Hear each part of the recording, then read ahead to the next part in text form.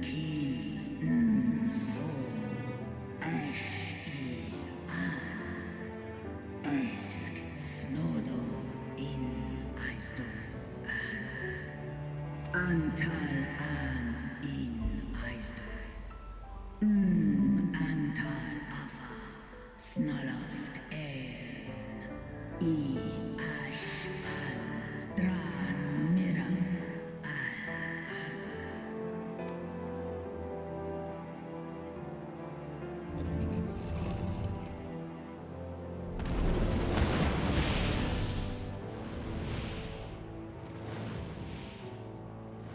Noble warriors, the dragons chose their friends well.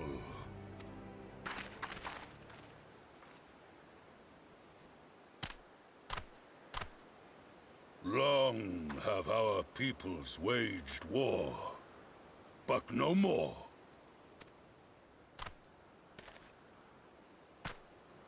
Your fallen lie beside our own. By our words and deeds shall we honor their sacrifice.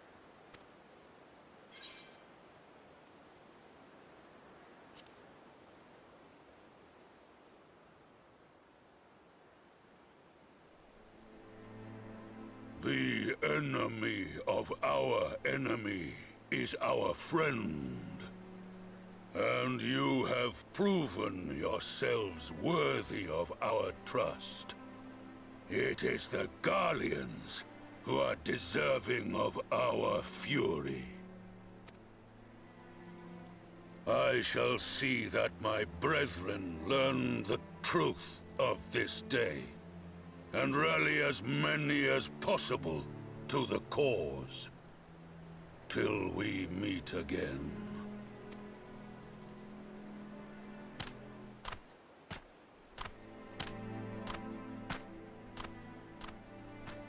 And thus did we make allies of the Amalja. It would certainly seem that way. The Sultana will be pleased. Let's go and give her the good news, shall we?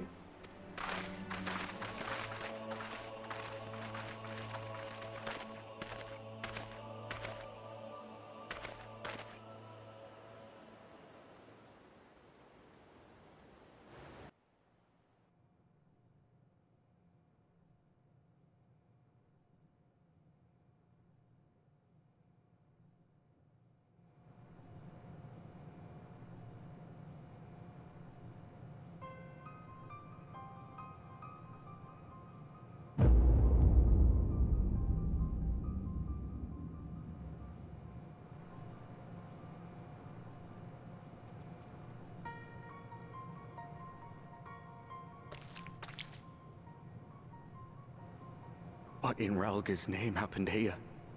The gods only know.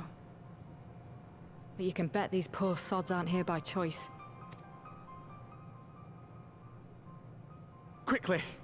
We've got to get them free!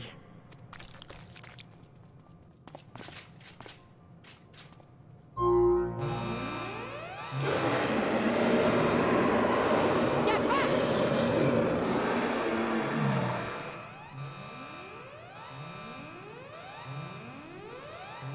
No! What have I done? It's too late for them! We're leaving, now!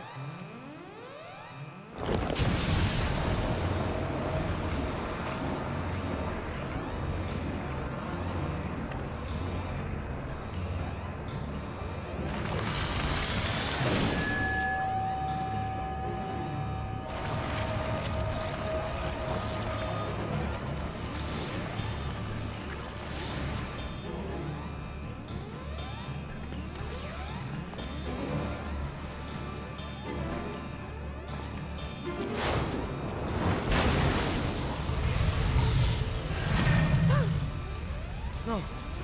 No! Don't you dare! We came together and we're leaving together!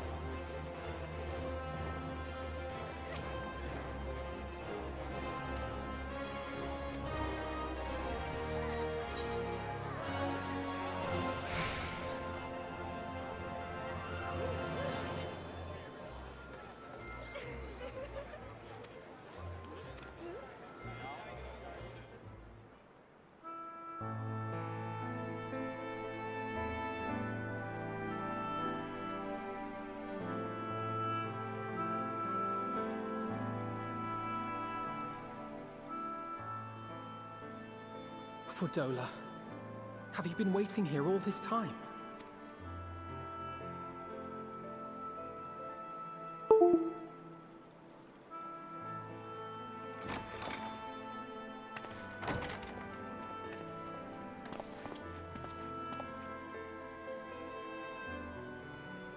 We have done what we can. The rest is up to him. May we see him?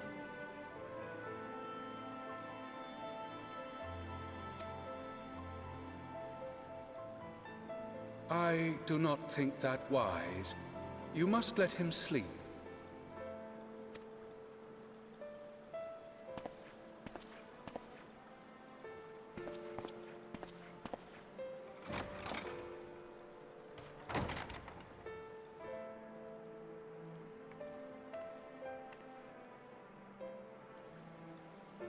Thank you for bringing him back. He owes you his life.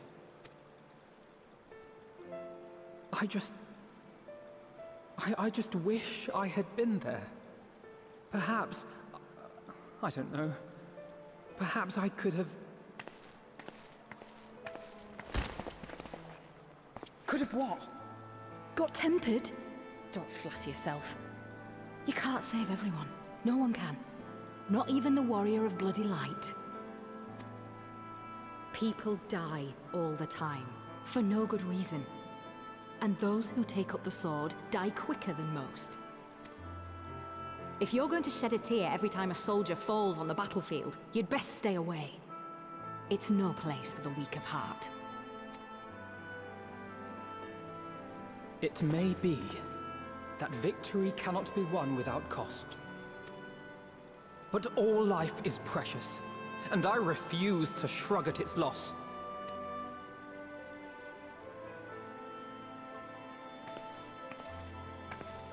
All life is precious! Oh, you need to grow up, little man. Before your sparkling ideals get everyone killed.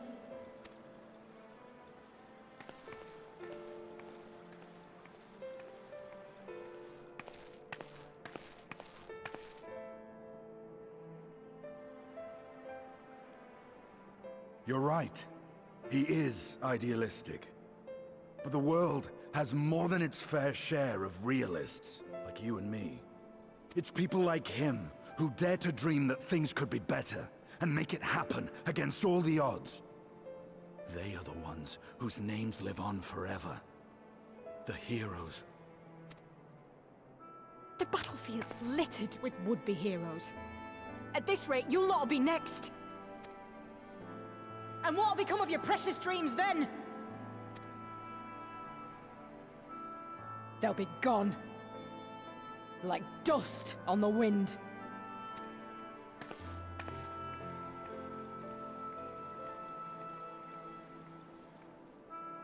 Dreams worth fighting for don't die so easily.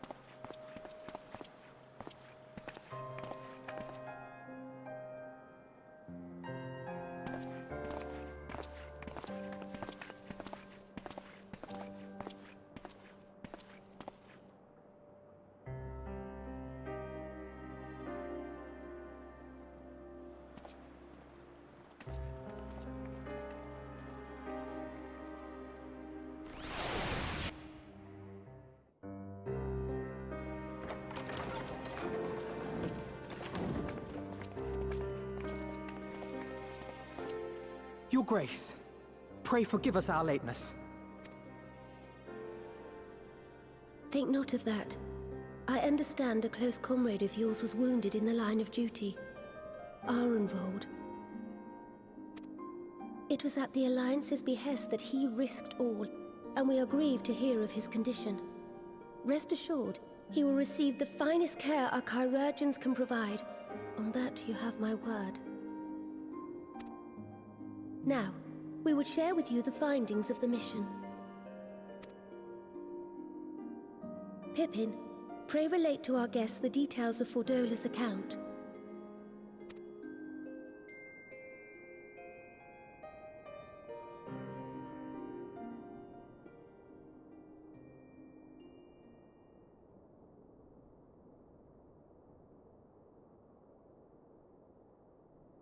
First Bahamut, now Ifrit. Or Lunar Ifrit, as Fan Daniel would doubtless have it.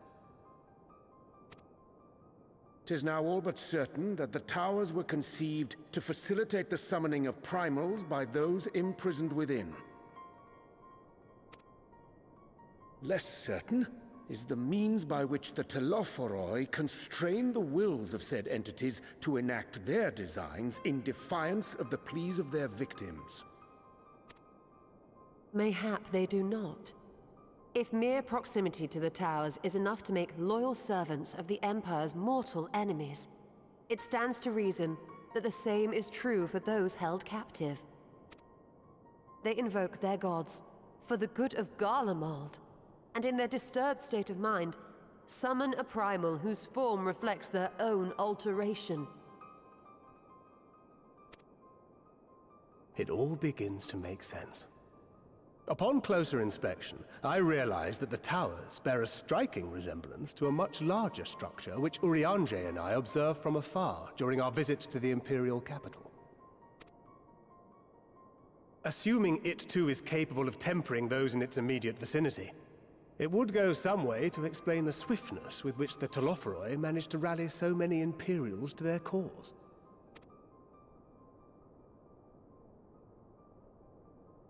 While the situation in Garlemald is indeed troubling, I fear we have more immediate concerns. Ifrit was not the only primal summoned. At approximately the same time, observers at several other towers bore witness to the emergence of further such entities.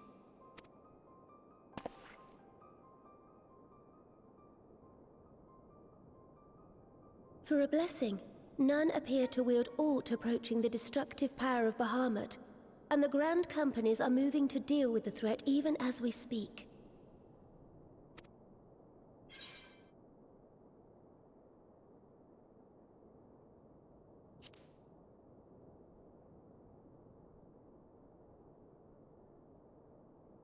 Though we are aware that the task will not be easy, we would call upon the Scions only as a last resort. Pray, conserve your strength for now. After all, it was not so very long ago that you rid us of Bahamut. On which note, I am pleased to report that our talks with the Amalja have reached an agreeable conclusion. They have pledged their full support to our cause. It is our hope that this historic agreement will encourage other tribes to join us at the negotiating table. And I know that I speak for all of the Allied leaders when I say that we will welcome them with open arms at such time as they do. Of course, this was only made possible by the feats of heroism performed at Paglfan.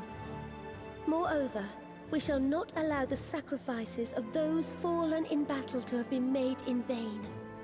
As hope leads to victory, shall victory lead to a new dawn for Eorzea. May these words ever be our guide, Your Grace.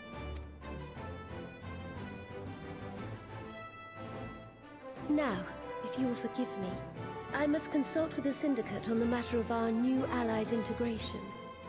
Till next we meet, my friends, I bid you safe travels and blessed respite.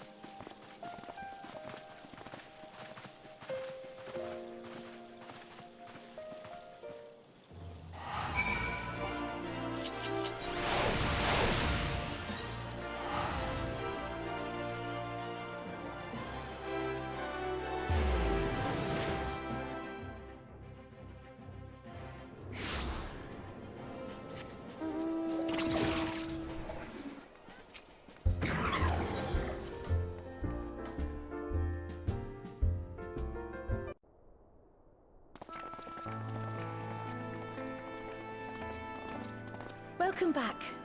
I expect you must all be exhausted. Ere you take your rest, however, I would beg a moment of your time. Thanks to Arenvold's selfless efforts, we may now be confident that we understand the function of the towers. But many questions remain regarding the reason for the summonings, and what lurks behind the looming edifice in Garlemald. Until such questions are answered, we will struggle to devise an effective strategy for thwarting the Telophoroi's stated aim. Nothing less than the destruction of this star. And so, given the gravity of the situation, I move that we petition the aid of Sharlayan. 'Tis possible the ancient knowledge preserved within our archives may hide a clue to our enemy's methods.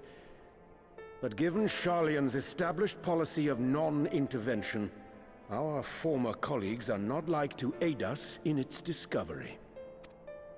Oh, I well remember what they're like. The Forum's barefaced refusal to assist you in the days prior to the calamity must rank as Sharlayan's most shameful act since the Exodus. But were the final days to be reenacted, it would spell doom for us all. Surely even they cannot turn a blind eye to that. I trust we are all of the same mind on this matter. Urgent as it seemed, I took the liberty of petitioning the Alliance for leave to act as Eorzea's emissary, and have since received their blessing. I presume your role as a student of Baldessian will carry some weight with the Forum? One can but hope. If truth be told, our organization has been a shadow of its former self ever since the disappearance of the Isle of Val. But the name does still retain some degree of prestige. I only pray it will be enough. If there are no objections, I shall depart for Sharlayan at once. But before I do, I should also mention the other matter to which I would devote some time during my stay. After hearing what transpired in the first, I began to question the true nature of Hydaelyn's blessing. A topic I have discussed at some length with Y'shtola. We were wondering, when was the last time Hydaelyn spoke to you directly?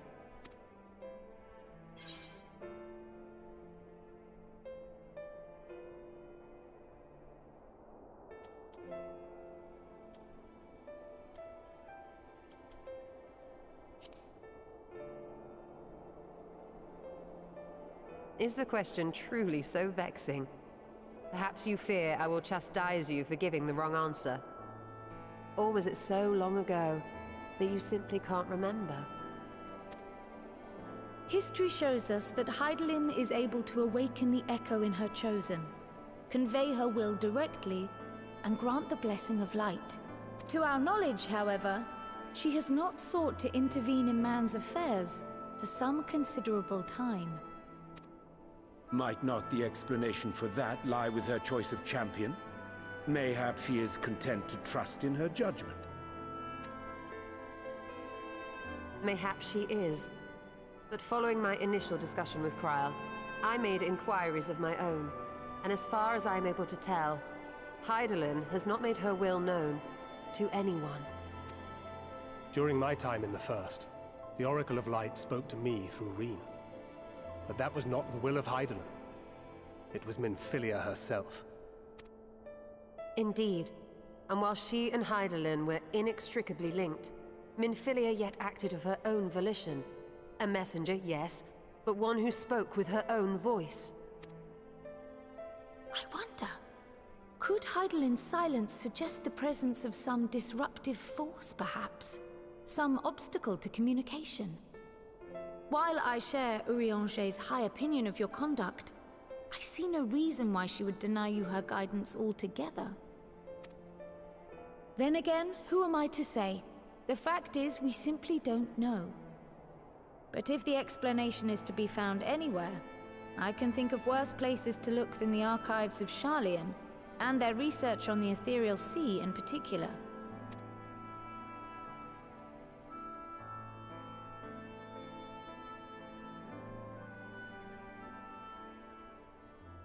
Resolved though I am to go, believe me when I say that I take no pleasure in the thought of leaving you a member short. Now, of all times. Estinian, we stand on the eve of a struggle that will decide the fate of this star. One in which we Scions may play a telling part, yet we are but few in number. And so I must ask you again, will you join us?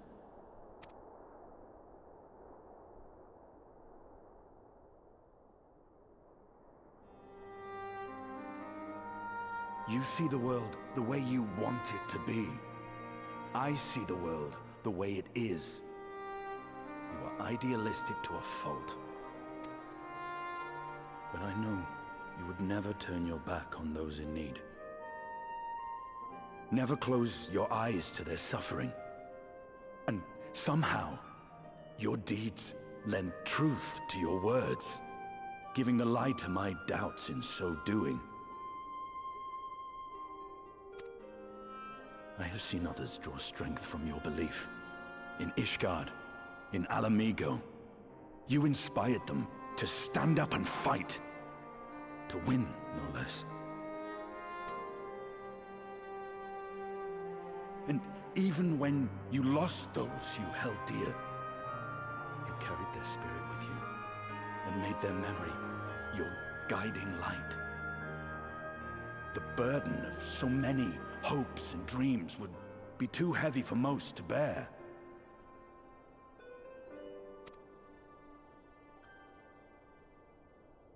But you bear it willingly,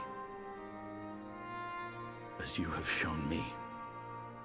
Some dreams are too important to let go. If you have need of my strength, it's yours. After all you've done, how could I refuse? Thank you, Estinian. Whatever challenges await us, I shall not falter. You have my word.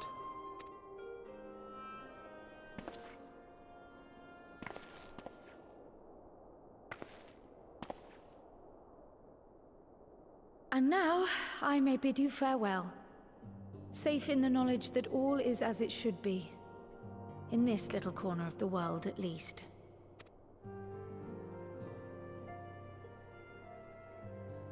You will be sorely missed. Tread warily in Sharlayan, and do try not to let the Forum embroil you in their politics. A forlorn hope, I know, given the individuals involved. I shall do my very best. Farewell.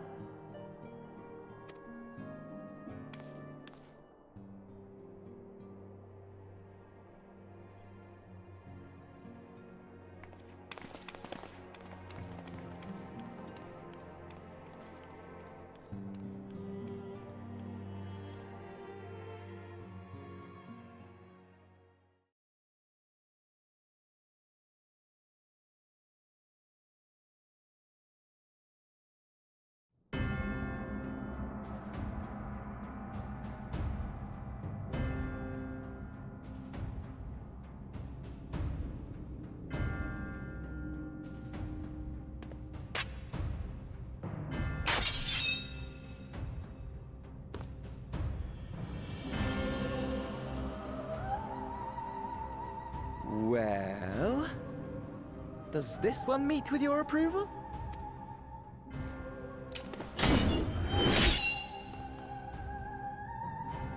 Apparently not. Or could it be that you're still upset about the dragons? You are unwise to remind me of so costly a failure.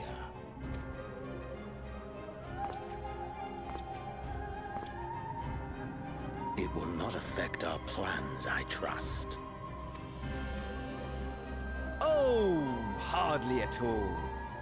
Though, admittedly, the chances of us being able to procure any more Mericidian dragons are rather slimmer following Tiamat's reappearance. Oh, but the seeds have been sown, my lord! We have only to wait for them to quicken! Speaking of preparations, is it safe to assume that you will be ready to control you-know-what? The hour draws nigh. This nation, forged for Ascian ends, will finally prove its worth. A mighty empire, now no more than an instrument of this star's destruction. What a pleasure it will be to put it to use. Which brings me back to our earlier topic. My lord, while I appreciate that it is not an easy decision, it really is past time you chose your weapon. There is one that I have been meaning to test.